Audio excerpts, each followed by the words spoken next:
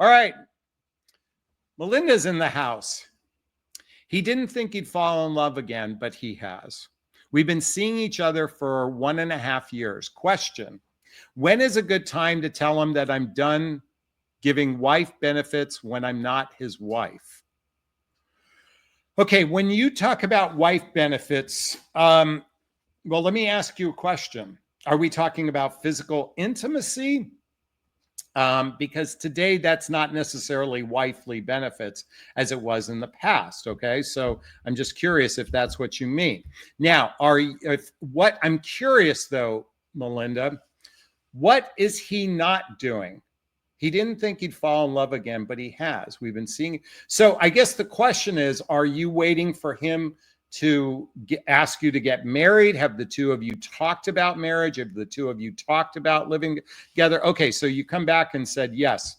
So here's my belief system. You don't have to be married to have sex with somebody, okay? You don't have to be, so you're not giving a wifely benefit. If the relationship is lopsided in the sense of you are giving, and he gives nothing to the relationship, then that's a lopsided relationship in this circumstance, okay? Now, let me come back and say again, today's relationships, most people are having physical intimacy without a marriage certificate, okay? So when you're saying you're giving wifely benefits, what are you doing extra in this relationship that cause you to feel like you're not getting enough? Whatever you're not getting from this relationship, I would start addressing what needs within yourself are not being met in this relationship, or identify what you're feeling, identify what needs are not being met, and then express your needs to them to determine if this is a person that wants to be in service of your needs. I think a healthy relationship is to be in service to each other's needs. Not that we can fulfill every single need, but we should want to make our partner happy. We should want them to feel fulfilled. That's the whole point of we today, unless you are in a codependent relationship, we don't need transactional relationships anymore. What I believe is we need heart-centered relationships where we can grow as individuals. And so if you struggle to speak your truth, I highly recommend investing in this book, Nonviolent Communication by Marshall Rosenberg. This will help you learn how to articulate what is coming up for you, to express your needs in a way that can be seen, heard, and understood. Folks, I'm here to start encouraging grown-up relationships. Grown-up relationships mean we talk about the relationship. I don't want to talk about the relationship. Can't we just enjoy where we're at? Can't we just live in the moment? No, what's the fucking point? Okay. If two people are physically intimate with each other, folks, ladies, if that penis is going inside the vagina on a regular basis, you have every right to start to ask for what your needs are in this relationship. Now, I'm going to tell you something, ladies. Many of you are very poor at identifying your emotions in a way that can be seen, heard, and understood. I'm not saying all of you, but many of you are. And then when you're asking for your needs, you often do it in an accusatory way, in a combative way, instead of a heart-centered way. Folks, I'm here to encourage people need to sit down and talk about their relationship on a regular basis. I'm a big believer that people should see a couples therapist on a regular basis with their partner so they can work on improving their relationship, because look at how dysfunctional relationships are today, with a 50% divorce rate for first marriages and a second and third marriages ending at 65 to 75% rate. We humans aren't good at this. I'm sorry, I'm getting worked up. Okay, Melinda says, not lopsided, all is good so far. We are in service to each other's needs. Will I stir the pot if I communicate my needs to be in a relationship with a long-term promise? Okay, thank you. Okay, well, I had to guess some of this. All right, so I guess the point, let's get down to the nitty-gritty. It seems to me you would like to be married. My question is, Does he want to get married? What's the benefit of getting married? Now, a lot of people don't have to get married in the traditional sense. I think a lot of people here today recognize that a relationship with the government sometimes is a very precarious thing.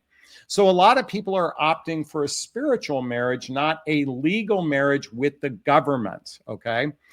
Now, I think if nothing else, if you might want to talk about living together, you might want to talk about a prenup to protect each other's assets. That's a very fair and valid thing to consider. But I guess the real question is, do you want to grow old with each other? That's the question. Do you want to grow old with each other? I think partnership-based relationships are what I'm a big believer of partnership-based relationships. That's not to suggest casual relationships don't have a significant an importance out there, that even hooking up doesn't have importance to some degree, but I'm still a proponent of partnership-based relationships.